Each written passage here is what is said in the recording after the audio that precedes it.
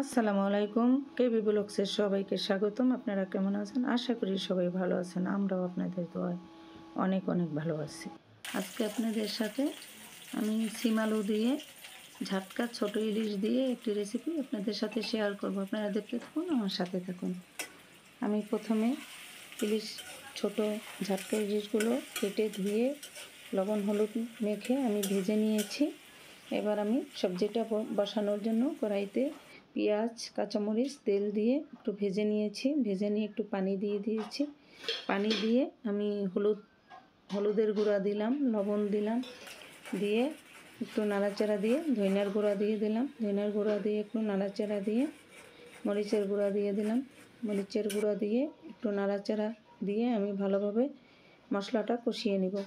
মশলাটা কষানো হয়ে গেলে আমি সিম আলুগুলো দিয়ে ভালোভাবে ঢেকে আমি কষিয়ে নিব। আমি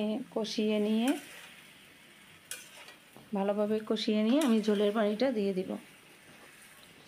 নাড়াচাড়া দিয়ে মশলার সাথে মিক্স করে নিলাম। এভাবে আমি ঢেকে ভালোভাবে কষিয়ে নিব। সিমটা ভালোভাবে কষিয়ে নিলাম। মশলাটা একেবারে ভালোভাবে সিমের সাথে কষিয়ে নিয়েছি আমি। এবার টমেটো দিয়ে দিলাম। টমেটো দিয়ে একটু নাড়াচাড়া দিয়ে ঝোলের পানিটা দিয়ে দিব। ভালোভাবে কষিয়ে নিয়ে ঝোলের পানিটা আমি দিয়ে দিব। আপনারা আমার প্রথম থেকে শেষ পর্যন্ত আমার ভিডিওটি দেখে নেবেন। আমার ভিডিওটি যদি আপনাদের ভালো লেগে থাকে লাইক করবেন, শেয়ার করবেন, আমার চ্যানেলটি সাবস্ক্রাইব করে আমার পাশে থাকবেন। আমি হয়ে গেছে কষানো, আমি ঝোলের পানিটা দিয়ে দিলাম। ঝোলের পানিটা দিয়ে এভাবে আমি বলক আসলে আমি ঢেকে দিব।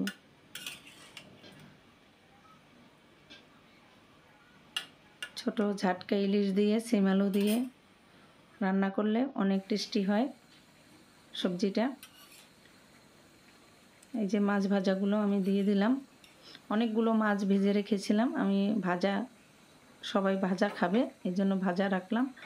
আর অল্প একটু মাছ দিয়ে অল্প সিম আলু দিয়ে আমি একটু ঝোল ঝোল করে একটু রান্নাটা করব।